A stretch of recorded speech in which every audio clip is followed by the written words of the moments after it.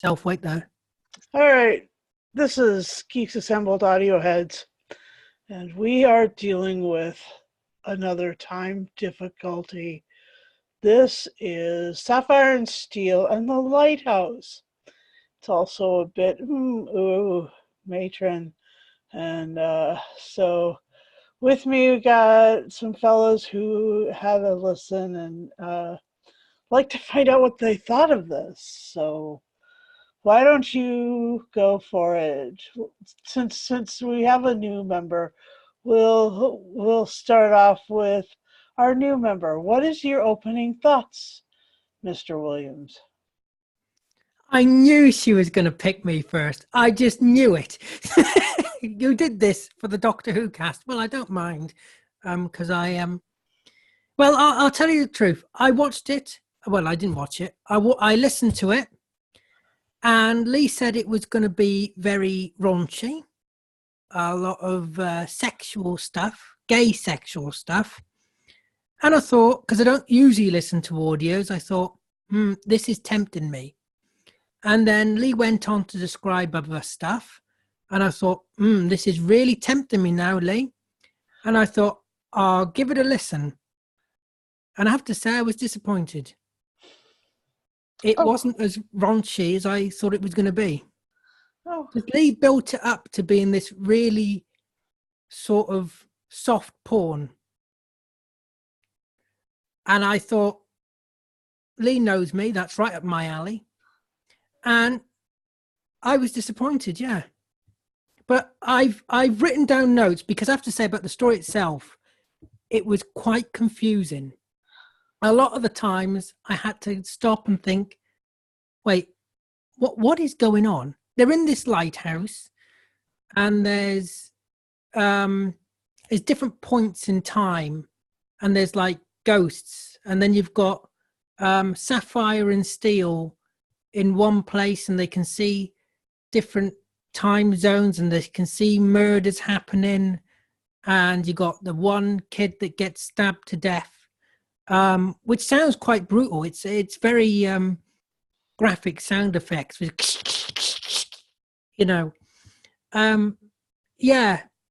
so I wrote down notes, but I'll get on to these notes when we go more in depth.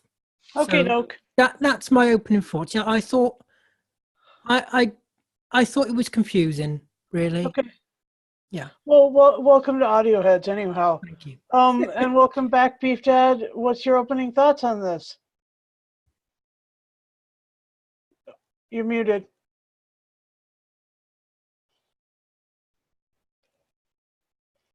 Well, I was muted. It's complex. It's very complex. It's very cleverly written, and there are some wonderful performances in it. The whole gay thing was a bit mind-blowing, but the murdering was just so incredibly bloodthirsty. And with the sound effects, as Alid has said, the sound effects were absolutely extraordinary in this. And of course, this young couple, they go to the lighthouse, which they're planning to renovate, and they find out that it's haunted. And it leaves them in a very difficult position.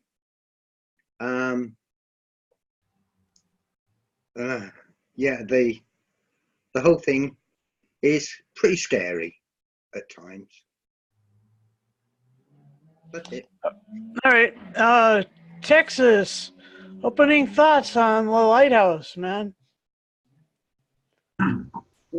My recollection of this story from a few years ago when I listened to it, all of them in a bunch, and was that it was one of the lesser ones. But having listened to it again for this podcast, it was actually very good. It's actually very clever. It is complex, like has been said. It's talking about 2 or 3 different timelines. I don't think it had ever occurred to me before that the murderer in the 90s is the same guy from the 70s. I guess I must have missed something the first time around. So it is a very clever story that we were seeing the same people in different parts of their lives or timelines, and that, you know, it's up to Sapphire and Steel to figure it out. I like the setting though. It seems like lighthouses are great places to tell spooky stories because, you know, you got the recent film out that's also very good. That deals with madness and you know, of course, the horror of Fang-Rock, which is a great alien invasion story. But this plays with that and does a very good job. It's a pretty confined space, and there's people really get on each other's nerves, and it's very cleverly done. You're right. It is. This is not your typical Doctor Who big finish because it is very violent. The whole death scene, like has been mentioned, I thought that was pretty cleverly done. But yeah, all in all, it's a pretty good story. Yeah, and yeah, I agree. It's not your typical Doctor Who, but it could be something else I'll mention. Let's go over to Lee. Yeah, well, firstly, I'd like to say I'm not going to apologise for lying to Alid to get him on the cast. I will do anything and try anything to get more people involved, and that's one of them. Lying, knowing his weaknesses, he fell for it, and he's here. Yeah,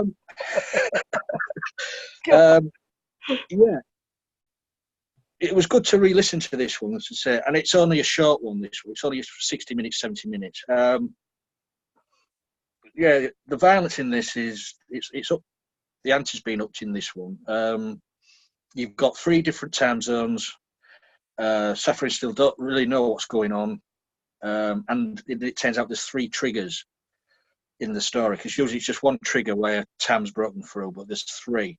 And then listening to it again, I did forget, you know, the reveal that the character is the same person, the boy, the you know, the young man and the old man. And it came back as a surprise when we listened to it. Oh yeah, you know, but very well written by Nigel Fairs. Production on this is just, you know, it's Big Finish. The production's always great, and the acting, you know, what can you say? I mean, you've got David Warner as usual. He always turns out a good performance. Susanna Harker, she's I've said it before in these Sapphire and Steel ones. She's just brilliant in these, and it's a shame that Big Finish don't seem to use her much these days. Instead, you've got a few good actors in here. One being Ian Hallard, who's Mr. Mark Gatiss' husband, who plays the younger man. But they took a leap of faith with this one because of the subject of the killing and the homosexuality basis of the story. You don't often get this in drama like this, and the way it was written and the way it was performed was just, for me, it was just brilliantly done. Yeah, okay, you do get the older guy hating all gays and killing them because of what he did in the past. You know, he went with the older woman, married the woman instead of staying with the guy. So because homophobia is a social disease. Yeah, he resented himself for what his past thing, you know, what he did. So he was taking out on other gays. It's a very, as I say, complex story. It's a brave story. I enjoyed it. It was good to re-listen to this. Can I just ask, wasn't he also abused? That was the first part. Yeah, he was abused. Yeah, he was abused child. So yeah, his father used to lock him up and in the lighthouse. Yeah, it's a very dark tale. Yeah. So, I was relatively grossed out by the whole murder, and then to find out these interrelationships all the way through the timelines. It was like 4 different people, and they were sort of woven together, as it were, into a tapestry. and the difficulty of the characters to actually bond was noticeable. And I know that that was partly because of the time. And then, you know, I'm gonna get you that was really eerie. And then Sapphire and Steel were I don't really know how they resolved it. I mean, I'm just like you know, the triggers, yeah, but I don't really anyway. It's interesting. So it was definitely different and maybe a bit Torchwoody in a way, because I've listened to quite a few of those and not so many of these, but yeah, I'm enjoying this series that we're doing right now, so we'll continue. And so what are your favorite moments then? Back over to you, Lee. Let's flip the order. Well, just going back to what you said, Sapphire and Steel did sort the thing out by changing the event, the final event with the old guy. Mm. They made him kill himself with the gun instead of the knife, and Oh, that altered the timeline thing and wiped everything clean. okay. Because that was a trigger. Okay. So, favorite moments. I just, as Tim said, a lighthouse setting. You know, the storm. It's ghostly. It's eerie. The story for it is always good. You know, a good setting. I did like I can't remember the character's name now. The one who was modelling for the pictures for the sketching. Oh, the lad. The Geordie lad, but well acted, and it was just a typical cocky lad, you know, telling him, you know, while he was sat there telling the artist all about his life and all about what, you know. Was that Adrian? That was just brilliant. Was it? No, Adrian was the. Was the Adrian the other one? The one drawing him. I think it was Mike. Mike, it was Mike. Yeah. Great. Just, I mean, he was not any much, but it kept going back to him, and then his brutal murder was really, really gruesome. But I just liked when time started to click together, and they were all merging. Yeah.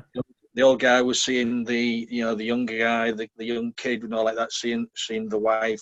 The time was just meshing together, and it was just playing with them. And when Sapphire went in there, and she shouldn't have done, because she got drawn into the thing as well.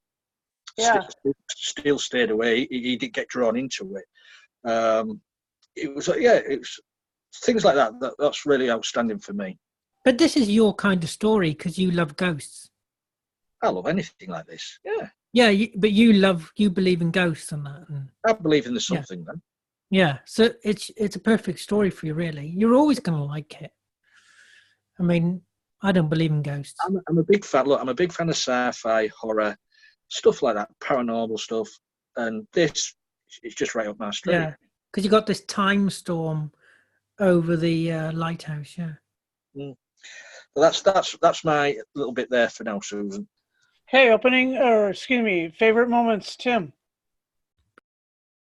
I'd have to say it would be the reveal about halfway through the second episode where they realize that it's the same people in different time zones, and that there's, like Lee said, there's 3 different triggers, one in each zone, and it's I guess that's when it all kind of clicks into place. So I think that was when I think that's probably the best part of the story, because it's very confusing. And you keep hearing all these different snippets of different times, and you're wondering how it's going to all come together, and it finally does. I think about midway through episode 2. This is also a great story because it's very economical. I mean, they could have stretched this out before like they normally do, and they managed to tell a very convoluted story in just two half hours. So that's pretty clever. Yeah. So, Beef Dad, your favorite moments? what I found wonderful was how all the way through it, basically, Sapphire and Steel were sort of like in a sort of limbo. They could observe, but they couldn't get involved. And, you know, which was, it's a bit unusual for Sapphire and Steel to be sort of cut out of things. Restricted. And the confusion that went on between them on that, and where are you and what are you doing, and that I really liked. But one of the magic moments for me was the old man crossing the bridge, and the way it was described and done, it brought it in my mind. I could see it in my imagination, and that for me was rather magical, for them to have done it so well that I could actually see it as a visual in my head. So yeah, and yeah, not much has been said about him at the moment, but the young guy who played Adrian was really, really good. I think he did it really, really well. Cool. And Alid, your favorite moments. And go ahead and you took some notes, so go ahead. Yes, I took plenty of notes, yeah, to remind myself what happened. As you wish. Yes, I put Harold Wilson. The Lighthouse reminds me of the Doctor Who episode on Sunday. Yes. Yes, I like that bit. Homosexuals disgusting. Why are all people called Adrian gay? There's a lot of gay Adrians. Have you noticed that? Oh, the story about the soldier hiding in the forest. Now, that's what I wanted to bring up as well. I seem to recall that being true. For 25 years, I seem to recall that was mentioned in the story. I seem to recall the Japanese. Yeah, Japanese soldier. It mentioned that, and I'm sure that was an actual story on the news at some point. Yeah, it would have been a story in that time, I guess 72 or something. Yeah, I seem to recall hearing something about that. And then I put confusing. I put £500 to get paid to get naked. Where can I sign up? Even if I do get gruesomely stabbed. Gruesomely stabbed being another favourite moment. I thought that was excellent when he just stabbed that lad. I thought the sound effects were great. Yeah, that's all I had really. And I like Sapphire and Steel as well. Yeah. All right. So I guess my favorite moments, I agree with Beef Dad. The crossing the bridge was awesome. That was really cool. The kid put in the lighthouse in that sort of dungeon room. That was horrible. You know, I just want to save kids. That's all I really. Anyway, yeah, it was gruesome. It was sexy. It was Sexy. It was sexy. Sexy was like, you know, trying to The get stabbing. trying to get with the two, the artist and his muse. I mean, like that was anyway. Just an idea.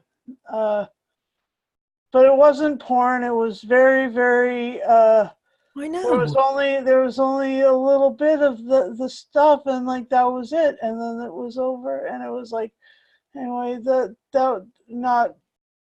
Anyway, it was just there was some romance.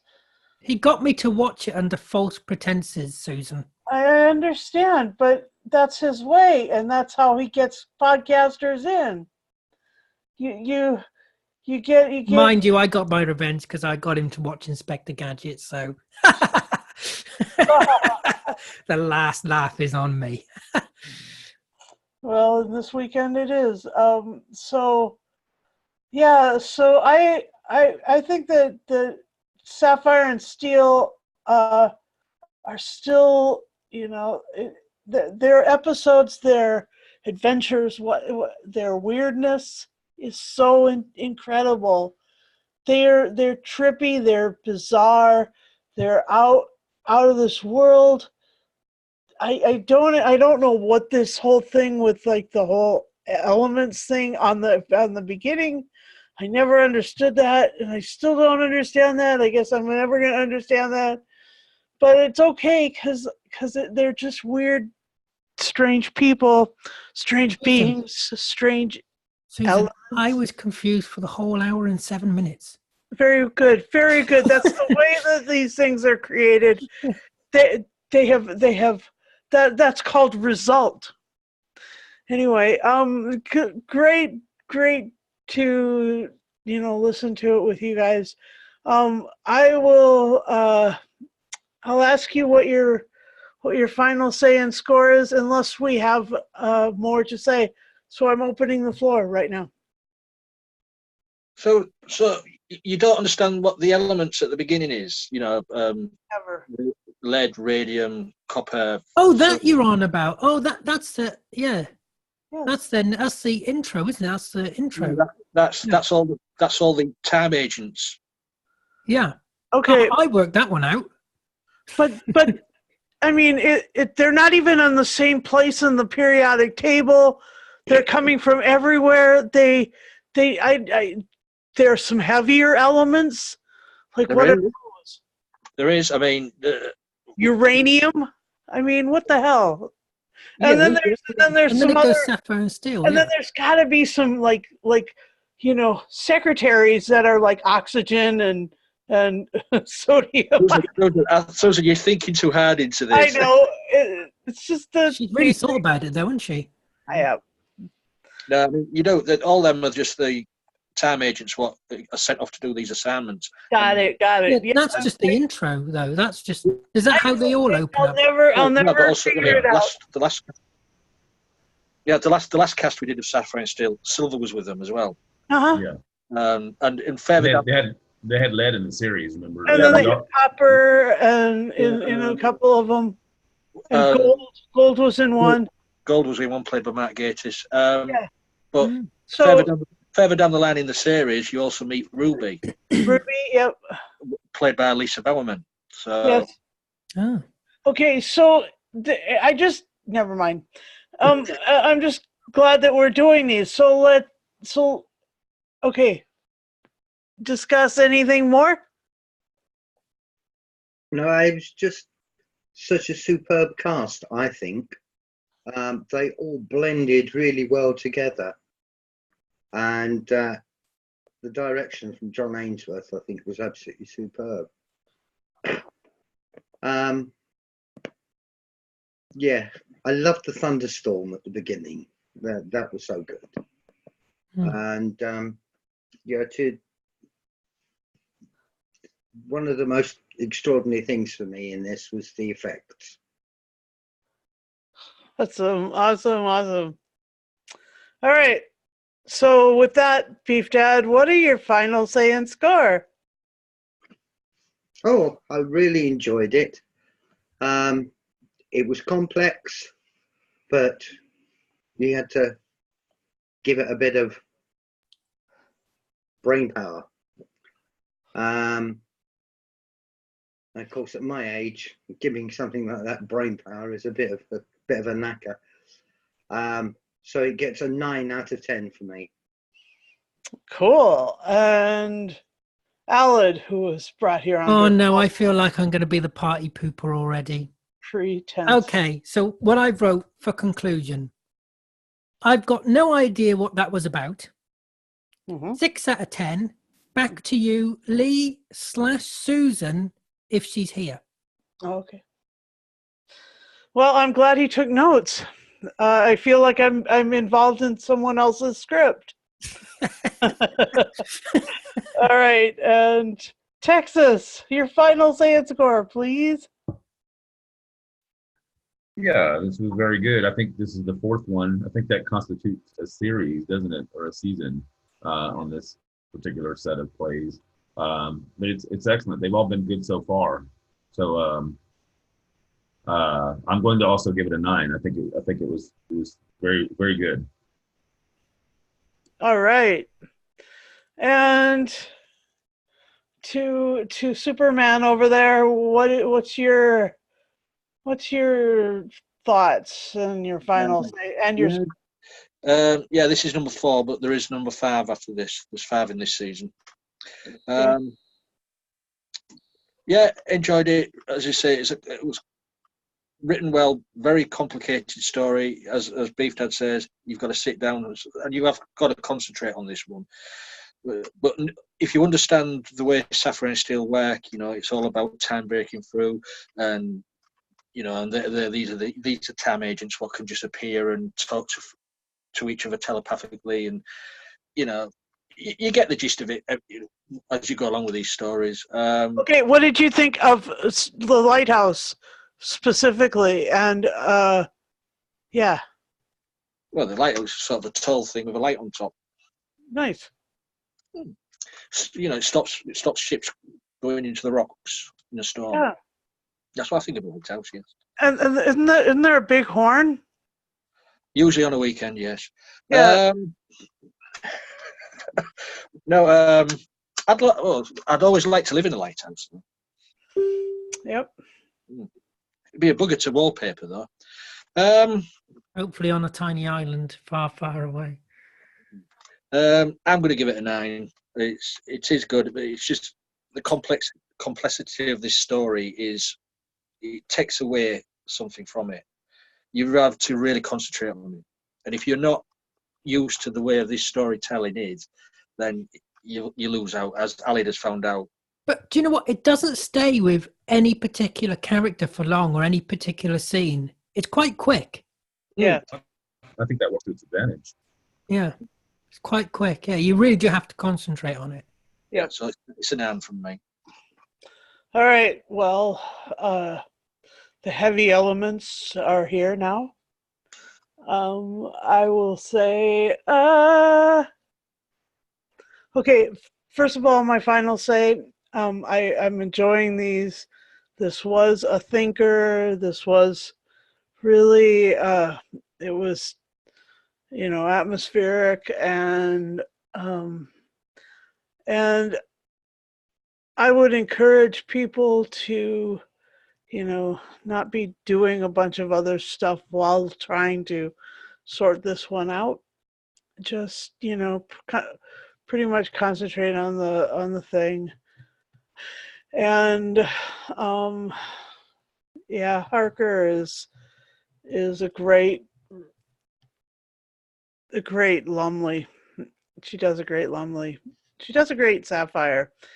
But Sapphire was created by Lumley, so she does a great Lumley. And I will, and with that, I will score it. I'll give it an 8.5 because. Oh, I don't feel so bad now. Oh,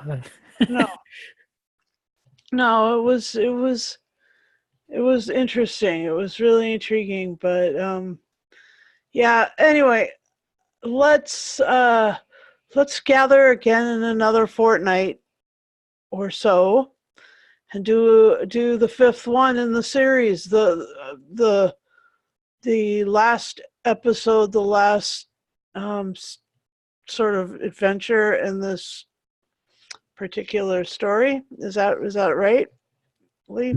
Which one is that, Lee? Is that all right? Wait, gone. Yeah, I think it's the. Oh, he's getting it. It's a Dead Man Walking. Okay. Cool. And we look forward to seeing you. Please stay tuned this weekend as we. Can I ask a question, Susan? Of course. What cast are we doing tomorrow? We are doing Frozen 2 because Alid is in our cast group, so we're definitely doing Frozen 2. And because of his influence over Lee, as well as Lee having influence over him to get him here, we're doing Inspector Gadget. Matthew Broderick, Oh, I etc. made him suffer, don't you worry. Anyway, I hope that you stay tuned to our podcast to catch those two gems, as it were. Like Sapphire is a gem, as it were. And hit the dinger. watching, subscribe, comment, and Hit the dinger. hit the dinger. Yeah. And enjoy your weekend. And thanks, fellas, for joining me. Pleasure. Bye-bye.